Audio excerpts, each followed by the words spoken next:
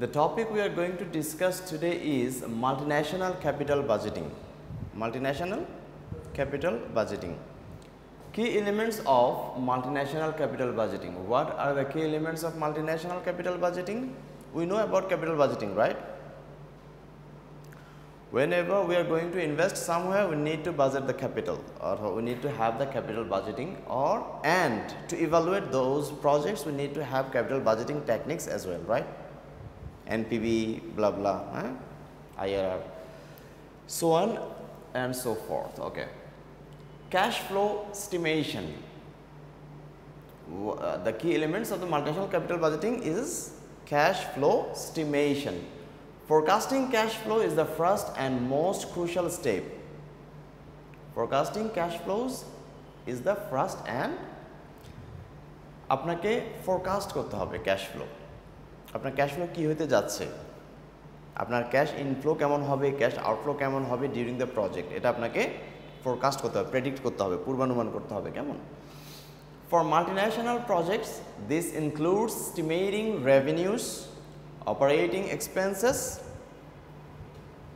taxes and working capital requirements both in the host country and the present company's country. তাহলে কি লাগছে আমাদের বলেন তো? For multinational projects, আপনি যখন you are intended to invest in a foreign country for multinational projects, that time this includes estimating revenues. আপনার revenue কেমন হবে এটা ডিপেন্ড করে সেলস এর উপর, তাই তো? Sales the volume of sales অথবা the quantity of sales কেমন হবে, অপারেটিং এক্সপেন্সেস কেমন হবে, আপনার ওই বিজনেসটা অপারেট করতে গিয়ে আপনার অপারেটিং এক্সপেন্সটা কেমন হবে, তারপর ট্যাক্সেস, যে দেশে আপনি বিজনেস করছেন ওই দেশের ট্যাক্স ক্রাইটেরিয়া কি, হ্যাঁ, ট্যাক্স রুলস রেগুলেশন কি বা কেমন চাচ্ছে, খুব হাই ট্যাক্স ওরা ইম্পোজ করতেছে নাকি লো, বিষয়গুলো। তারপর হচ্ছে যে working capital requirements. Working capital কি আমাদের কারেন্ট অ্যাসেট অ্যান্ড কারেন্ট লাইবিলিটিসের যে ডিফারেন্সটা কেমন, যেটা আমার সবসময় থাকতেছে, লাইবিলিটি মিট আপ করার পরে যেটা আমার থাকতেছে টোটাল অ্যাসেট থেকে, সরি কারেন্ট অ্যাসেট থেকে, হ্যাঁ। বোথ ইন দ্য, বলুন তো ওয়ার্কিং ক্যাপিটাল কি শর্ট টার্ম না long term? Short term. Both in the host country and the parent companies country. এটা তার মানে দুইটা দেশেই, যে দেশে আছে আপনার মাদার কোম্পানি এবং যে দেশে হচ্ছে আপনি যাচ্ছেন, হোস্ট কান্ট্রি যেটা যাচ্ছেন, হ্যাঁ, তাহলে দুইটার জন্য হচ্ছে আপনার ক্যাশ ফ্লো এস্টিমেশনটা খুবই জরুরি ইন্টারন্যাশনাল বিজনেস যখন আপনি করতে যাবেন। আচ্ছা, তাহলে এই জিনিসগুলো আপনাকে অ্যানালিসিস করতে হবে। তারপর পরে কি আসতেছে বলেন তো? পরে কি অ্যানালিসিস করতে হবে আপনার? Exchange rate risk. আপনার যে টাকাটা এক্সচেঞ্জ করবেন, আপনি যে ইনভেস্ট করতে যাচ্ছেন আরেকটা দেশে, ওই এক্সচেঞ্জ রেটটা আপনার কীরকম রিস্ক ক্যারি করতে পারে। So it depends on which benchmark money or which money as a benchmark or which currency as a benchmark you are using.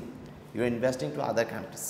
It could be dollar, could be something else, right? Pound or yen, so on and so forth. It is important. Fluctuations in exchange rates can significantly affect the value of future cash flows. আপনার cash ফ্লোগুলো তো depend করতেছে হচ্ছে যে আপনার exchange রেটের উপর depend করতেছে না ক্যাশ ফ্লোসগুলো।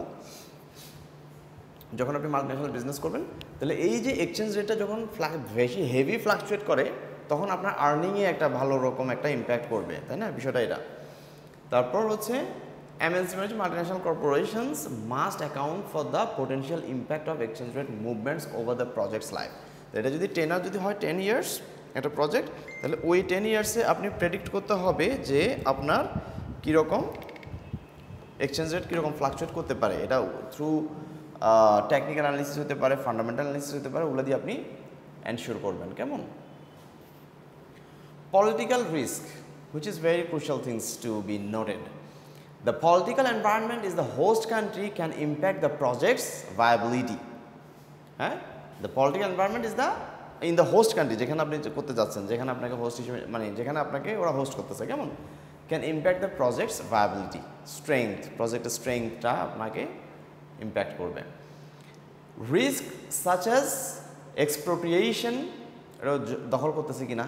এক্সপ্রোপ্রিয়েশন মানে কি, আপনার দখল করে ফেলতেছে কিনা ওরা, আপনার বিজনেস আপনি এক দেশে এক্সটেন্ড করতে করছেন,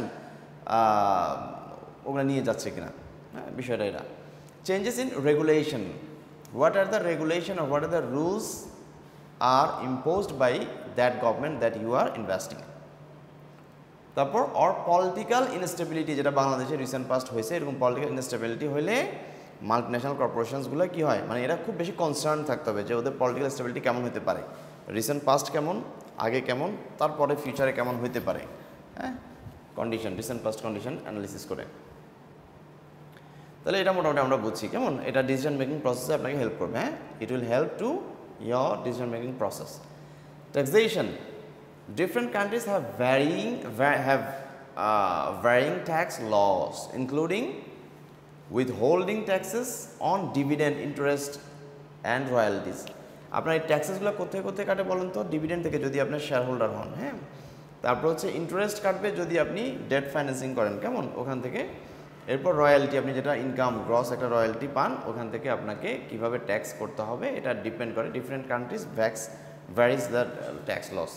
as well transfer pricing regulation, আপনি যখন প্রাইসিংগুলো ট্রান্সফার করতেছেন, আপনার এই দেশের একরকম ওই দেশে আরেক রকম প্রাইসিং করতেছেন, এখন এই প্রাইসিংগুলো অ্যাডজাস্টমেন্ট বা অ্যাডজাস্ট করতে গেলে আপনাকে বিশাল একটা ঝামেলা হয়, এবং এই জিনিসটাও কিন্তু পলিটিক্যাল একটা রিস্ক কিন্তু, কারণ এই দেশে পলিটিক্যাল কন্ডিশন অনুযায়ী আপনাকে ওইভাবে আপনাকে প্রাইসিং করতে হবে। তারপর হচ্ছে যে এবং পলিটিক্যাল রিস্কের সাথে ট্যাক্সেশন সম্পৃক্ত কেন, ওই ট্যাক্সটা কে নিচ্ছে, ওই পলিটিক্যাল গভর্নমেন্টই তো নিচ্ছে, তাই না, বিষয়টা এরকম। তারপর cost of capital is very important thing to be noted. আপনি যেখানে যাবেন আপনার কস্ট অফ ক্যাপিটাল আপনাকে এনশিওর করতে হবে, এটা ছাড়া আপনি চলতে পারবেন না। তাহলে কস্ট অফ ক্যাপিটাল আমরা কীভাবে করি বলেন তো? MNC needs to determine an appropriate discount rate two evaluate the projects net present value. আমার এই প্রজেক্টে 10 বছরে যে প্রজেক্টটা আমি নিছি, এটা প্রেজেন্ট ভ্যালুটা কত, যে ইনভেস্টমেন্ট আমি করছি, আমার এটা ডিসকাউন্ট করে করে করে করে আমার প্রেজেন্ট ভ্যালুটা কত যাচ্ছে। তাহলে ওই প্রেজেন্ট ভ্যালু ইজ দ্য কি thing to have the cost of capital. NPV করছিলেন আগে ক্যালকুলেশন, আমি চাইছিলাম যে আপনাদের কিছু ক্যালকুলেশন এখানে দিতে, কিন্তু আপনাদের এমন টাইম মানে অবস্থা যে আপনাকে আমি বুঝাতে পারবো, কিন্তু আপনি একজন, সবাইকে তো আর বুঝাতে পারবো না তখন। The cost of capital should reflect the risk associated with the, এটা কিন্তু কস্ট অফ এনপিভি কিন্তু আবার হচ্ছে আমাদের ক্যাপিটাল বাজেটিং টেকনিক, ঠিক আছে, একটা টেকনিক, হ্যাঁ, এটা দিয়ে আমরা করি। ওই প্রজেক্টের প্রেজেন্ট ভ্যালুটা কত আমার ওইটা ইম্পর্টেন্ট, কারণ the money today is very important then the money tomorrow. তারপর risk associated with the specific country projects often involving কি adjustments for countries risk premiums. আপনি যত রিস্ক নেবেন তত আপনি রিস্ক প্রিমিয়াম পাচ্ছেন, তাই তো, বিষয়টা এটা, মানে যেটা বাড়তি পাবেন সেটা রিস্ক প্রিমিয়াম, কেমন, এটা তো জানেন আপনারা, এই টার্মগুলো সম্পর্কে পরিচিত। আচ্ছা, ট্রান্সফার প্রাইসিং, যেটা একটু আগে আমরা কথা বলতেছিলাম, number 6, transfer pricing involves setting prices for transactions between সাবসিডিয়ারিজ of the same company located in different countries. একটু আগে আমরা আলোচনা করছি, তাই না বিষয়টা। It affects reported profits and tax liability and can be used strategically to manage tax burdens, which is very important. আচ্ছা, তাহলে আমরা এখন চলে যাই রিপ্যাট্রিয়েশন মানে কি বলেন তো? Repatriation of earnings. আপনি অন্য দেশে ইনকাম করছেন, এই ইনকামগুলোকে যখন অন্য দেশে নিয়ে যাচ্ছেন, এটাকে বলা হয় রিপ্যাট্রিয়েশনের বাংলাটা হচ্ছে আপনার কি বলে, মানে এটা একটা সুন্দর একটা বাংলা টার্ম আছে, হ্যাঁ, প্রত্যাবর্তন করে, হ্যাঁ, প্রত্যাবর্তন, এই ওয়ার্ডটা মনে আসতেছিল না। যাই হোক, ওই আর্নিংসটা যখন আপনি গ্রস মার্জিনাল আর্নিংসটা আপনি নিয়ে আসবেন, ওটা রিপ্যাট্রিয়েশন বলে। The ability to repatriate profit to the parent company is critical, এটা ক্রিটিক্যাল, খুব critical. Some countries impose restrictions on capital flows or foreign exchange controls that can affect the timing and amount of repatriated earnings. টাইমিংটা বেশি, মানে অনেক বড় একটা issue. আপনি যখন 2-4-5টা বিজনেস যখন 4-5টা দেশে ম্যানেজ করতেছেন, আপনার সেন্ট্রাল অফিস তো থাকে, ওখানে আপনার এই টাইমিং ইস্যুগুলো খুব ইম্পর্টেন্ট। প্রফিট, কারণ আপনাকে সাথে এক্সচেঞ্জ রেটটা ক্যালকুলেশন করতে হচ্ছে, টাইমিংটা মিলাতে হচ্ছে। আমি যদি আজকের মধ্যে যদি প্রফিটটা যদি না আনতে পারি, সেক্ষেত্রে আমার হয়তো কালকে যদি 1 পয়সা বা 1 টাকাও যদি এদিক ওদিক হয়, ডলার প্রাইস কমে যায়, দাম করে সব শেষ, অনেক তোমার গ্রস ইনকাম নষ্ট হয়ে যাবে। হ্যাঁ, আপনার ব্যাংকার আপনারা এগুলো ভালো বুঝবেন, তাই না, বিষয়টা এরকমই হয় আসলে। আচ্ছা, তারপর হচ্ছে কি বলেন তো, Project financing, which is very common in every project, right? Financing options may include local debt or equity, intercompany loans, or parent company funding. তাহলে debt কোথা থেকে নেবেন? Either you are going for debt or equity, right? And intercompany loans যদি if you need, and or parent company's funding, আপনি parent company থেকেও আপনি funding নিতে পারেন if you need. আপনার ম্যানুফ্যাকচারিং করতে এই দেশে আপনি হয়তো একটা প্রোডাক্ট ম্যানুফ্যাকচার করতেছেন বা ওই দেশেরই প্রোডাক্ট এখান থেকে হয়তো লেভেলিং করতেছেন, প্যাকেজিং করতেছেন, কিছু একটা আপনি সম্পৃক্ত, ওই ফান্ডিংটা নাই, এখানে আপনি যে এস্টাবলিশ করে ইকুইটি ফাইন্যান্সিংয়ে যাবেন সেটাও হয়তো হচ্ছে না, তখন আপনাকে ইন্ট্রা কোম্পানি বা কি বলে প্যারেন্ট কোম্পানি ফান্ডিংটা আপনার জন্য important. The choice of financing can impact the overall cost of capital and project's financial structure. তার মানে হচ্ছে যে এই কোন ফাইন্যান্সিংটা আপনি চুজ করছেন টু ইনভেস্ট ইয়োর প্রজেক্ট, এটা আপনার overall cost of capital and project financial স্ট্রাকচারের উপরও কিন্তু ইম্প্যাক্ট করছে। তাহলে আপনি হুট করে ওইখান থেকে করলেন, ফাইন্যান্সিং থেকে করলেন, কিন্তু আপনার কস্ট অফ ক্যাপিটাল আপনি শিওর না বা আপনি ওইটা আসলে প্রেডিক্ট করতে পারেন নাই, তো আমার কস্ট অফ ক্যাপিটাল আমি জানি না, আমি শুধু ফাইন্যান্স করতেছি, then the future will not be good. তারপর অর সিগনিফিক্যান্ট, তারপর কি sensitivity analysis. Given the uncertainties in exchange rates, economic conditions and political environments, sensitivity analysis is essential. কি বলেন তো? Given the uncertainties in exchange rate, আপনি জানেন না what would be the exchange rate of your invested money when you are returning to your country. Economic condition, you don't know the economic condition, what will be the economic condition later on, অথবা 1 year later, right? And political environment, you don't have any idea about the political environment that is going to be happen in next year.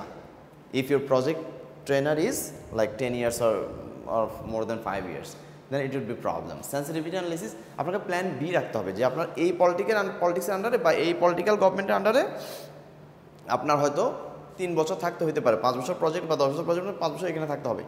পরের বার যে government আসবে এটার কোনো নিশ্চয়তা নেই, হয়তো বা ডেমোক্রেটিক্যালি এটা চেঞ্জ হইতে পারে, তখন আপনার প্ল্যান বি কেমন হবে, তাহলে আপনার এখন থেকে আপনার ওই প্ল্যানগুলো এক্সিকিউট করতে হবে, তাই তো বিষয়টা এখানে, এটা খুবই ইম্পর্টেন্ট জিনিস। যেমন ইন্ডিয়া ধরাটা খাইছে এখন, তাই না? একটু ইয়ে করেন তো, পজ করেন তো কাইন্ডলি।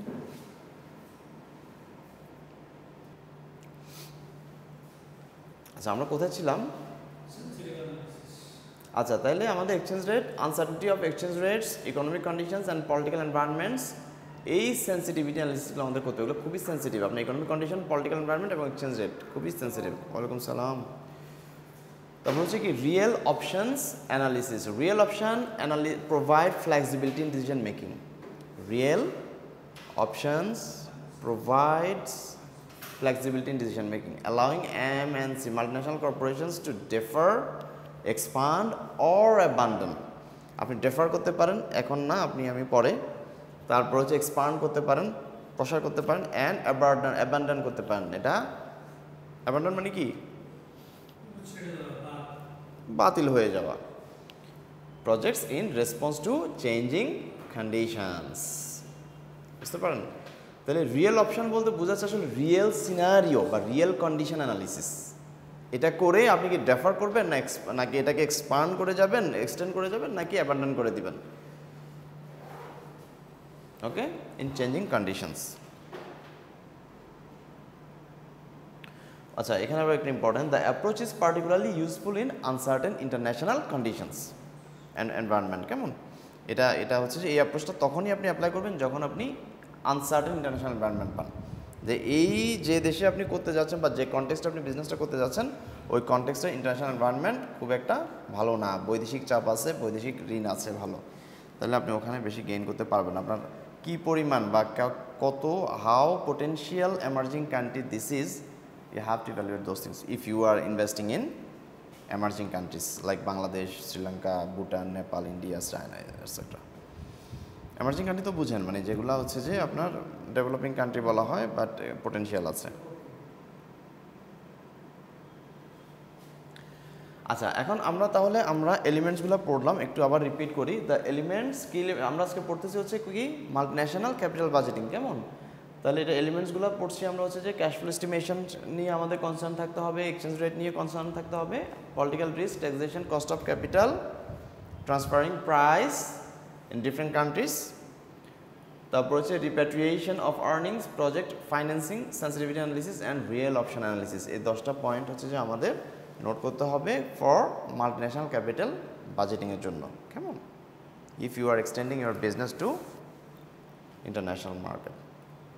আচ্ছা, এখন হচ্ছে আপনাদের techniques used in multinational capital budgeting.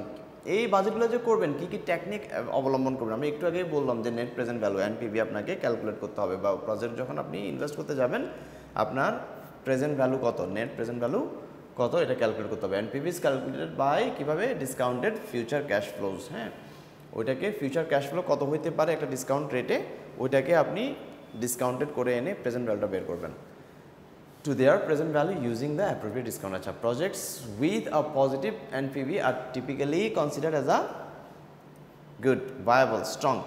আপনার পজিটিভ NPV পাওয়া মানে কি? ভালো।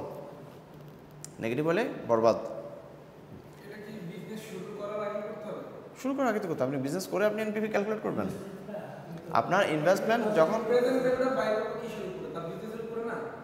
বিজনেসের উপরে তো বের করুন। আপনি ইনভেস্টমেন্ট, আপনার কেমন ইনভেস্টমেন্ট যাচ্ছে, আপনি কেমন ইনভেস্ট করবেন, আপনার একটা প্রেডিকশন লাগবে না? আপনি তখন আপনি কি ধুম করে একটা ইউনিভার্সিটি দিয়ে দেবেন, ইউনিভার্সিটি ধরুন একটা ব্যাংক দিয়ে দেবেন, ব্যাংকগুলো আপনার 400 কোটি টাকা আপনাকে দিতে হবে, কি বলে, কি দিতে হবে, লিকুইড মানি হিসেবে কোথায় জমা দিতে হবে? বাংলাদেশ ব্যাংকে, সেন্ট্রাল ব্যাংকে জমা দিতে হয়, তাই না? ইনভেস্ট যখন সে করবে তখন সে প্রেজেন্ট ভ্যালুটা কিসের ভিত্তিতে করবে? কি প্রেজেন্ট ভ্যালুটা কিসের? ইনভেস্টমেন্টের ভিত্তিতে। ধরেন আমি একটা বিজনেস শুরু করব না, এখন আমার ওই বিজনেসটার ভ্যালু কত আছে, আমি তো ধরেন 10 লাখ টাকা ইনভেস্ট করব না, আমি কি ওই বিজনেসের ভ্যালু কি 10 লাখ টাকাই ধরবো, না আমার ফিউচার প্রফিট সহ? আপনি সেটাই বলতেছি, আপনি 10 লাখ টাকা আপনার ইনিশিয়াল ইনভেস্টমেন্ট, এখন 10 লাখ টাকা আপনি বিজনেসে দিচ্ছেন, আপনি বিজনেসটা করতে চাচ্ছেন 10 বছরের জন্য, প্রজেক্ট অ্যানালিসিস করতে যাচ্ছেন। এখন এই বিজনেস থেকে আপনার কি পরিমাণ ইনকাম আসতে পারে, আপনার কস্ট অফ ক্যাপিটাল কেমন আসতে পারে, কস্ট অফ ক্যাপিটাল ক্যালকুলেশন লাগবে না আপনার? যেমন 10% কস্ট অফ ক্যাপিটাল ক্যালকুলেশন করলেন, এখন এই 10% হারে আপনার ফিউচার ভ্যালু কেমন হবে, ওইটা ফিউচার ভ্যালু আপনি ক্যালকুলেট করে ফেললেন। ফিউচার ভ্যালু ক্যালকুলেট, ফিউচার ভ্যালুকে আপনি এরপরে প্রেডিক্টেড ডিসকাউন্ট রেট দিয়ে হচ্ছে আপনাকে আবার প্রেজেন্ট ভ্যালু ক্যালকুলেট করতে হবে। যদি ওই প্রেজেন্ট ভ্যালুটা যদি আপনার ইনিশিয়াল ইনভেস্টমেন্ট থেকে যদি বেশি হয়, পজিটিভ হয়, তাহলে ভালো, তাহলে বুঝতে হবে আপনার এই বিজনেসের প্রসপেক্ট আছে, কারণ এটা তো প্রেডিক্টেড, আপনার বাড়তেও পারে। এই প্রেডিকশনটা আপনি কোথেকে আনবেন? এটা আপনার না না না না এটা আপনি টেকনিক্যাল অ্যানালিসিস এবং ফান্ডামেন্টাল অ্যানালিসিস দিয়ে আপনাকে আনতে হবে। ফাইন্যান্সিয়াল অ্যানালিসিস হচ্ছে বিশাল একটা important thing before you investing somewhere. আপনি যদি আপনার ফিউচার না বুঝতে পারেন, আপনি ধরা খাবেন। অ্যান্ড ফিউচারকে আপনার প্রেডিক্ট করতে হবে, করে আপনাকে প্রেজেন্ট ভ্যালুতে কনভার্ট করতে হবে। বিষয়টা বুঝতে পারছেন? হ্যাঁ, এখন আপনি টেকনিকগুলো ইভ্যালুয়েট করার আগে আপনার যে জিনিসগুলো মাথায় রাখতে হবে সেগুলো কোনগুলা? সেগুলো এগুলা, ক্যাশ ফ্লো এস্টিমেশনটা আপনার কেমন হবে, এক্সচেঞ্জ রেট রিস্কটা কেমন হতে পারে। আপনি যদি মাল্টিন্যাশনাল বিজনেস করেন আপনাকে এক্সচেঞ্জ রেট কনসিডার করতে হবে। আর্নিংটা ডিপেন্ড করতেছে আপনার এক্সচেঞ্জ রেটের উপর। আপনার ডলারের আজকে 128 টাকা, কালকে 125 টাকা, আপনি যখন টাকাটা আনবেন তখন তো ঝামেলা পড়বেন। এগুলো আপনাকে প্রেডিক্ট করতে হবে। ওই যে বললাম টেকনিক্যাল অ্যানালিসিস করতে হবে। সেটা কীভাবে? Through your graphical representation or bar chart, blah historical analysis করতে হবে। ঠিক আছে? পলিটিক্যাল রিস্ক, আপনি যে দেশে ইনভেস্ট করতে যাচ্ছেন পলিটিক্যাল রিস্ক সম্পর্কে আপনার কোনো আইডিয়া নেই, বুঝছেন বিষয়টা? এবং পলিটিক্যাল রিস্কের সাথে আপনার কি জড়িত? ট্যাক্সেশন জড়িত, কারণ ওই পলিটিক্যাল গভর্নমেন্টই ট্যাক্সটা মেনটেন করছে। তাহলে আপনাকে বিফোর ইউ ইনভেস্ট আপনাকে এই জিনিসগুলো কনসিডার করতে হবে না? নাহলে আপনি যদি করে দিলেন, করে দিলাম, শুনলাম যে এখানে প্রফিটেবল এমার্জিং কান্ট্রি করে দিলাম, বিষয়গুলোতে আপনি ধরা যখন খান, ওই দরবেশ বাবার সাথে যোগাযোগ রাখতে হবে আপনার। কস্ট অফ ক্যাপিটাল, এটা যদি আপনি আগে থেকে ক্যালকুলেট করতে না পারেন, you will be sufferer. Transfer pricing, আপনি যে দেশে বিজনেস করছেন, ধরুন আপনার মাদার কান্ট্রি হচ্ছে, ধরুন মনে করেন যে ইউএসএতে আপনি যে প্রাইসিং করতে পারবেন, আপনি বাংলাদেশে যখন বিজনেস এক্সটেন্ড করতে আপনি সেম প্রাইসিং করতে পারবেন? তাহলে এটা একটা বিশাল একটা ইস্যু না? তাহলে এগুলো আপনাকে আগে থেকে মাথায় নিয়ে তো আপনাকে নামতে হবে, আপনি তো নেমে এগুলো ক্যালকুলেট করতে পারবেন না। আপনার কোশ্চেনের অ্যান্সার বুঝছেন তো? তারপর রিপ্যাট্রিয়েশন অফ আর্নিংস, যে আর্নিংয়ের প্রত্যাবর্তনটা আপনি কীভাবে করবেন, টাইমিং ইস্যুসগুলো কি? আপনি আজকে আমার আর্নিং হয়েছে 10 কোটি টাকা এখানে, এখন আমার আরেকটা দেশে 20 কোটি টাকা, আরেকটা দেশে 30 কোটি টাকা, কথা যখন আমি অ্যাডজাস্ট করতে যাব আমার টাইমিংটা ইজ ভেরি ইম্পর্টেন্ট থিং সেখানে, বুঝতে পারছেন? এটাতে কি করতে হবে? এই যে এখানে হচ্ছে যে আপনার এই যে impose restriction on capital flows, এই যে কিছু কান্ট্রি আপনাকে রেস্ট্রিকশন দিয়ে রাখবে, আপনার ক্যাপিটাল ফ্লোজ, আপনি এত টাকা ডলার বেশি নিতে পারবেন না, তখন ওই স্যালারি বা ওই মার্জিনাল বা গ্রস ইনকামের জন্য আপনাকে এই জিনিসগুলো ইস্যু হিসেবে দাঁড়ায় যাবে। বুঝতে পারছেন বিষয়টা? এই যে দেখেন, that can effect timing and amount of repeated earnings. Clear এটা? তারপর প্রজেক্ট ফাইন্যান্সিং, এবার আপনি ফাইন্যান্সিং কীভাবে করবেন, কত টাকা করবেন, কীভাবে করবেন। দেন সেন্সিটিভিটি অ্যানালিসিস করতে হবে আপনাকে, কি নিয়ে বলেন তো? The uncertainties of exchange rate, economic condition and political environment. এই সেন্সিটিভিটি অ্যানালিসিস যদি আপনি করতে না পারেন তাহলে আপনি ধরা খেয়ে যাবেন। রিয়েল অপশন অ্যানালিসিস কি? এরপর আপনি মাঠে নামছেন ঠিক আছে, কিন্তু আপনি রিয়েল অপশনটা এখন আপনি অনেকগুলো ডিসিশন মেক করতে হচ্ছে আপনাকে, কারণ আমরা ডিসিশন মেকটা হচ্ছে একটা প্ল্যানিংয়ের প্রসেস, প্ল্যানিং প্রসেসের একটা অংশ, আ পার্ট অফ প্ল্যানিং প্রসেস, জানেন তো ডিসিশন মেকিং। তাহলে আপনি প্ল্যানিংটা কখন করবেন? যখন আপনি অর্গানাইজড। এখন আপনি আপনার অর্গানাইজড, সব কিছু অর্গানাইজড, আপনার রিসোর্সেস সব কিছু আছে, এখন আপনাকে কী করতে হবে? প্ল্যান করতে হবে। এই প্ল্যানিংয়ের একটা অংশ হচ্ছে কি? Decision making. Decision making in sectoral perspective. আপনি ডিসিশন মেকিং আপনি ওভারঅল করতে পারবেন না, আপনার সেক্টর ওয়াইজ ডিসিশন মেকগুলো করতে হবে। বুঝছেন?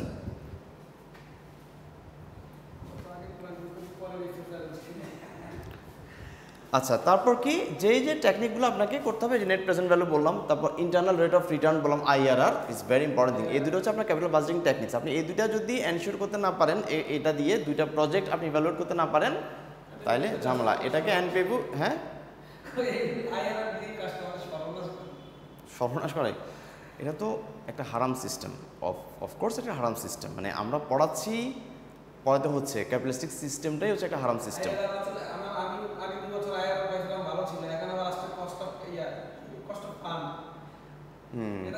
IRR যদি বেশি হয় ভালো না খারাপ?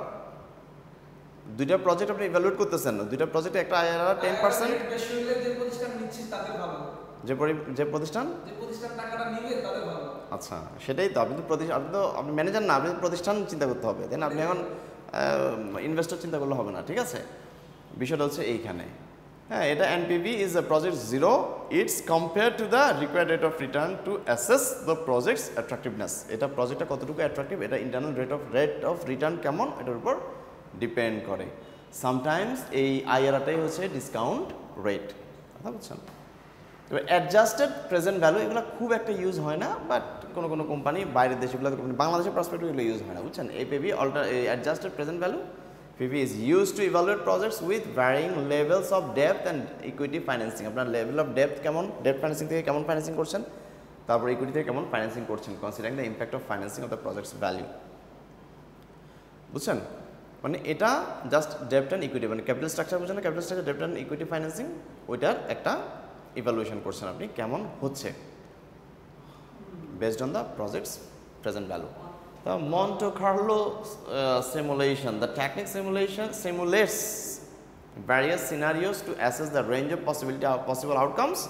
এটা হচ্ছে সিনারিও অ্যানালিসিস। বুঝতে পারছেন? এটা কি সিনারিও অ্যানালিসিস, হ্যাঁ, ফর পসিবল আউটকামস। বুঝতে পারছেন? Providing a probabilistic approach to capital budgeting. এটা জাস্ট একটা probabilistic approach. আপনি সিনারিও অ্যানালিসিস করে আপনি কি একবার রিয়েল জিনিসটা পাবেন? যেটা আমরা বললাম একটু আগে, যেটা বললাম technical analysis, same thing. Technical অ্যানালিসিসও আপনার সিনারিও অ্যানালিসিস। এটাকে অনেক দেশে অনেক রকম ভাষা ইউজ করে, ঠিক আছে? এটুকু পর্যন্ত আমরা তো ক্লিয়ার, তাই না? তাহলে আমার পরীক্ষা যদি আসে আপনারা কী করবেন বলেন তো? যদি এটা আসে, আমাদের সাজেশনগুলো পাইছেন? Did you get the suggestions in portal? Have you checked? He didn't check, but he said. আচ্ছা, আমারটাও দেখেন, ওখানে MCQ দেওয়া হয়েছে 30টা। You are given 30 MCQs, right? And you have to answer 10 of it. Okay, so you have to memorize all those things. And হচ্ছে যে আপনার question দেওয়া হয়েছে মনে হয় 5টা বা 6টা, তার মধ্যে এটাও আছে। যদি থাকে আপনার ইয়াগুলো মেনশন করেন, ঠিক আছে? যদি 10 MCQ কি বাড়াবো?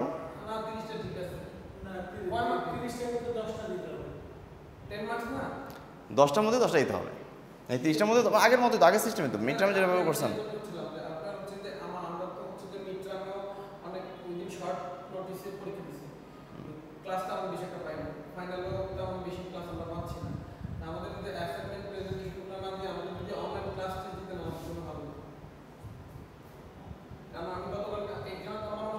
আচ্ছা আমরা শেষ করে আমরা কথা বলবো, ভিডিও চলতেছে তো এটা শেষ করে আলোচনা ডিসকাশনটা শেষ করে তারপর কথা বলি। হ্যাঁ, challenges in multinational corporation, sorry multinational capital budgeting কি বলেন তো? কারেন্সি ফ্লাকচুয়েশন, যেটা চ্যালেঞ্জ, যে চ্যালেঞ্জগুলো you will face, you will face when you are going to invest somewhere, right, internationally. Currency fluctuations, which is a very important challenge that you need to take. Regulatory differences, যে দেশে যাচ্ছেন ওই দেশের regulatory কমপ্লায়েন্সগুলো কী কী, rules and regulations কী কী for the international investment or FDI, foreign direct investment, কেমন ওই রুলস রেগুলেশনসগুলো কী কী, বা কত পার্সেন্ট আপনার ওই দেশে দিতে হবে, ওই দেশের জিডিপিতে আপনার কেমন ইম্প্যাক্ট করতে পারেন, ওরা এগুলো অ্যানালিসিস করবে, এবং ওইটা যদি মাই প্যাচের মধ্যে আপনি পড়ে যান তাহলে ঝামেলা। কালচারাল অ্যান্ড অপারেশনাল ডিফারেন্সেস, যে দেশে যাচ্ছেন ওই দেশের কালচারাল এবং অপারেশনাল থিংস আপনার যে প্যারেন্ট কোম্পানি যে দেশে আছে ওই দেশ থেকে ডিফারেন্ট হতে পারে। So you have to evaluate all those things like pricing, packaging or marketing techniques, you have to change those things, right? বুঝতে পারছেন? অপারেশনাল অ্যাক্টিভিটিসগুলো আপনাকে ওই দেশের এমপ্লয়ি নিয়ে কাজ করতে হবে না, আপনাকে অপারেশন করতে হবে, তাহলে ওইখানে স্যালারিটাও একটা বড় একটা ইস্যু হিসেবে কাজ করবে যে আপনি কত টাকা স্যালারির জন্য বাজেট করছেন, তাই তো? তারপর ইকোনমিক কন্ডিশন, কারণ আমরা কিন্তু বাজেটিং নিয়ে কথা বলতেছি এখানে, এটা মাথায় রাখতে হবে। Economic condition, varied economic condition such as inflation rate, interest rate and growth prospects, এই জিনিসগুলো খুব ইম্পর্টেন্ট না বলেন তো? ইকোনমিক কন্ডিশনের মধ্যে ইনফ্লেশনটা very important for the foreign direct investment, তারপর হচ্ছে interest rate is very important of course, but হারাম। গ্রোথ প্রসপেক্ট, এই জিনিসটা আপনাকে দেখতে হবে, must be considered. So this is the end of our class today, and the topic is, so we can stop here.